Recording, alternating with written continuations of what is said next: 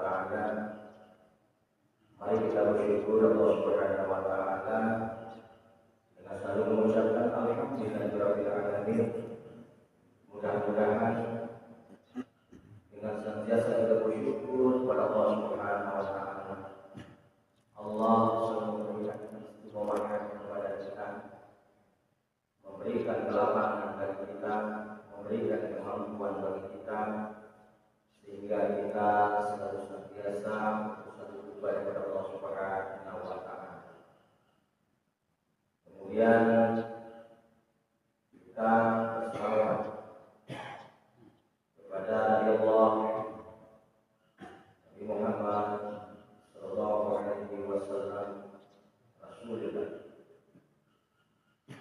Tentu pada keluarganya, para sahabatnya, para tabi'in, para ulama, warasatul anbiya, dan mudah-mudahan sampai kepada kita semuanya.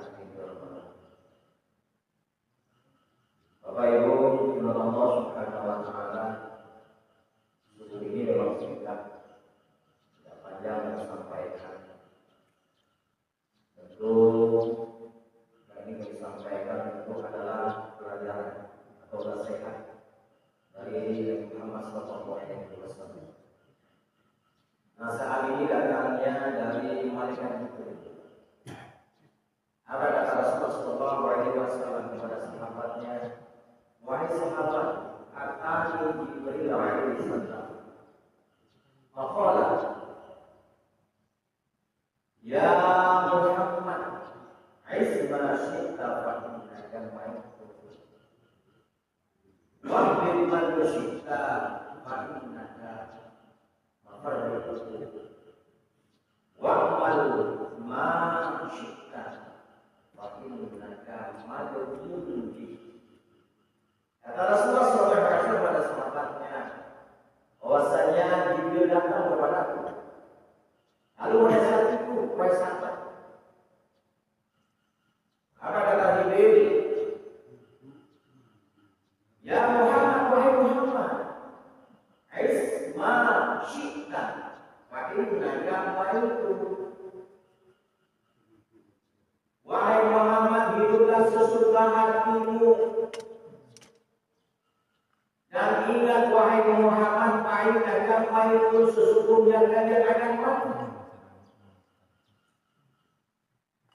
Kalau sudah dilarang tidak mau dilarang, kalau sudah dicegah maupun tidak bisa dicegah, hiduplah sesukamu wahai Muhammad. Wa innaka mayyitun, maka sesungguhnya kalian akan meninggalkan semua. Kullu nafsin dha'iqatul maut, semua yang bernyawa akan mati. Walaupun fi rukun sajjadah, walaupun kalian berada dalam benteng yang kokoh, tinggi, kuat, dan Muhammad tidak bisa lari dari kematian. Qul innal mauta alladzina taqdiruna katakan wahai Muhammad, sampaikan wahai Muhammad, sesungguhnya kematian yang tidak takut kematian dan lari kepadanya. Sesungguhnya kematian sudah berjalan kalian, tidak ada yang bisa lari dari kematian. Berikut kematian jadi manusia itu sudah selalu pun umat itu sudah ada pada suatunya dan tidak bisa dimajukan, bahkan tidak bisa diturunkan. Bukan pada sahabat, tapi pada iman kita semua. Yang ada di sana, kata mereka Jibril, kata Rasulullah sallallahu alaihi wasallam, mereka berjalan dari kita. Sesuka hidupmu, mau secara Yahudikah hidup kalian, mau secara Nasraniyah hidup kalian yang terjadi. Akan kalian hidup mau, sehidup mau kalian. Yang kedua,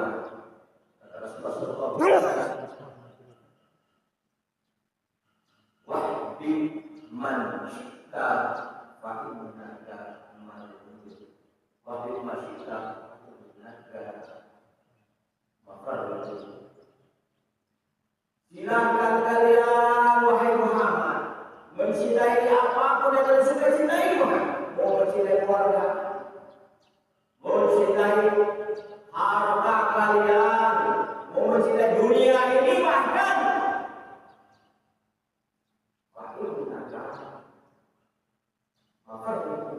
kalian akan meninggalkannya. Apa yang kalian cintai itu?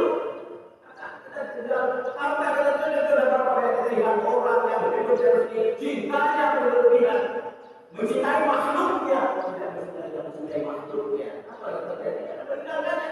Bahkan sebaliknya, kalau dia tidak meninggalkan, bahwa yang cintai akan meninggalkannya. Tidak ada yang bilang. Marilah dia mengejar sesuatu yang dia cintai. Tapi ingat, kata mereka Jibril, wa'amal. Kata mereka Jibril, apapun yang dia cintai oleh manusia, baliklah. Wa'inna sesungguhnya kalian akan meninggalkannya. Kalau tidak kalian meninggalkannya, apapun yang dia cintai akan meninggalkannya. Yang ketiga, apa nasihat mereka Jibril kepada Muhammad, bersama para sahabatnya, dan nasihati kepada sahabatnya, dan biasa dibuat nasihat. Yang terakhir yang dikatakan, wa'mal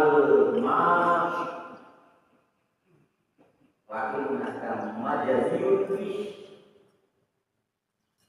Wahai Muhammad, berbuat apapun kamu punyai, silahkan. Mau beramal apapun kau di atas dunia ini, kerjakan. Waktu kalian majaziyun akan diminta pertanggungjawabannya. Man ya'mal mithqala dzarratin khairan yarah, wa man ya'mal mithqala dzarratin syarran yarah. Sekecil pun apapun kalian yang lakukan dalam dunia ini, sekecil zarah pun akan diperlihatkan oleh Allah. Sekecil apapun kalian berbuat jahat, berbuat salah di atas dunia ini, maka jangan jadi selalu dilakukan. Jangan ditambah-tambah kita buat amal soleh itu banyak. Tidak ada amal-amal kecil yang menjerumuskan kita. Tidak perlu meyakini amal kecil yang bisa membuatkan kita masuk surga. Tidak meyakini amal besar yang akan menurunkan kita dalam surga. Masukkan dalam surga. Kita tidak amal yang akan masukkan kita dalam surga. Begitu sebaliknya. Jangan remehkan dosa-dosa kecil, maksiat-maksiat kecil. Kita tidak tahu dosa-dosa mana yang membuat kita akan terjerumuskan dalam neraka Allah.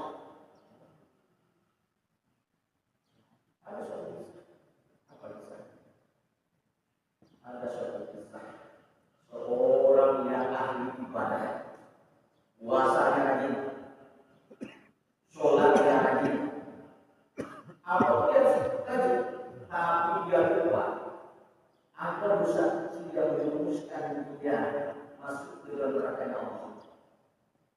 Dua oleh Allah dalam neraka Allah. Tidak mungkin orang yang rajin ibadah, tidak mungkin orang yang hebat dalam ibadahnya masuk ke neraka Allah. Kalau kita secara kasat mata melihat orang seperti itu, mungkin sudah ada balasan dari Allah. Tapi kenapa Allah campakkan orang ini dalam neraka Allah? Dan suatu kisah disebutkan ada seorang yang ahli ibadah ini mempunyai seekor kucing. Lalu kucing ini dibiarkan, dalam artian dikurungnya, dibiarkan tidak makan, tidak minum, tidak dilewaskan, sehingga kucing ini mati dalam kurungan. Artinya apa? Orang ini tanpa sengaja tidak menyiksa seekor kucing makhluk Allah yang kita anggap kucing ini tidak begitu berarti bagi kita. Lalu apa yang terjadi? Bahwasannya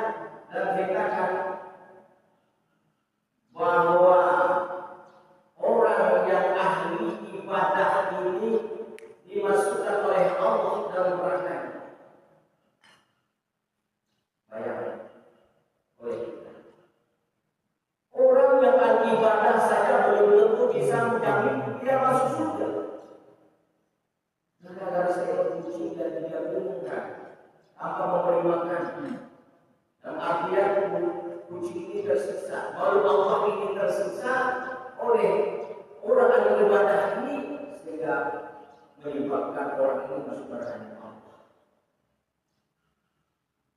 Hal yang kedua ada orang yang maaf, bukan ahli ibadah, malahan ahli maksiat. Siapa bahwa ada seorang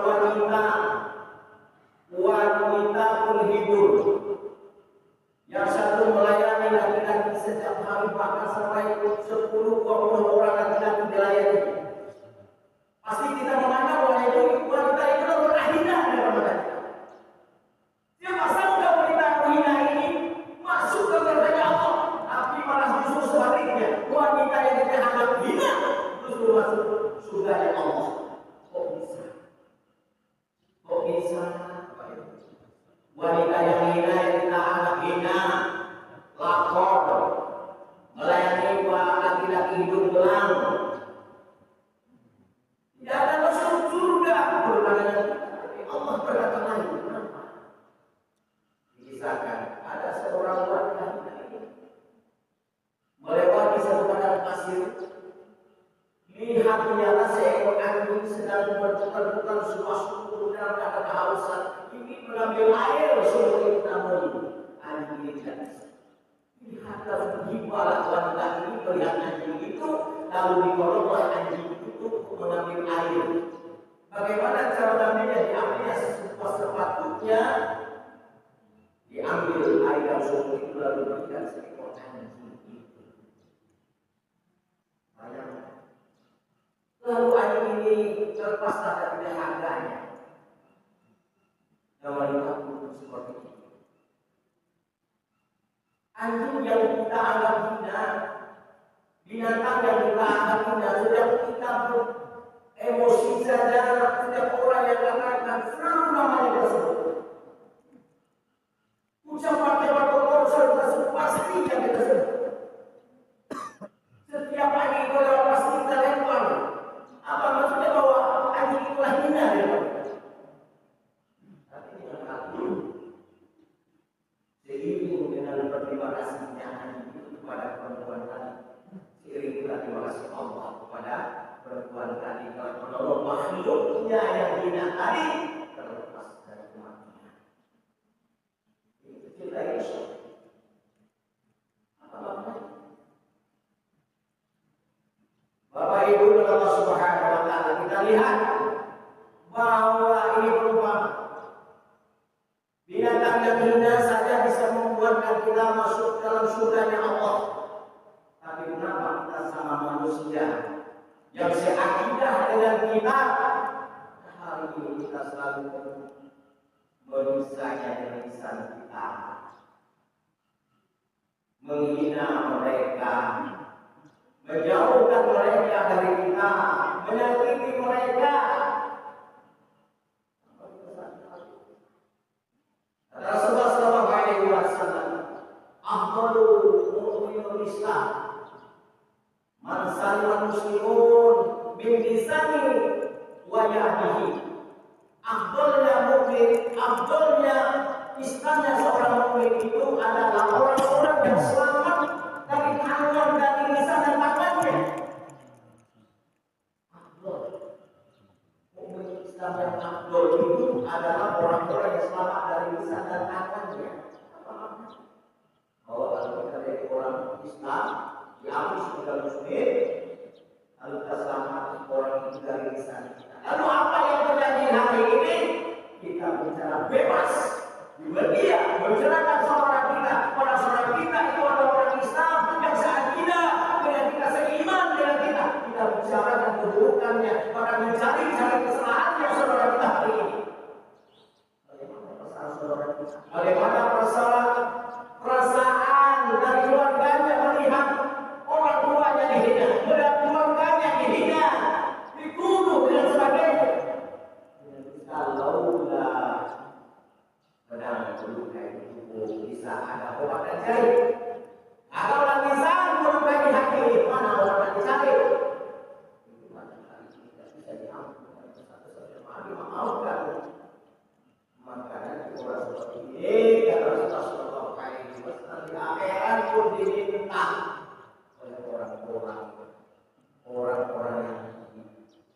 dirinya. Apa yang hendaknya amal kebaikan untuk menuju keselamatan.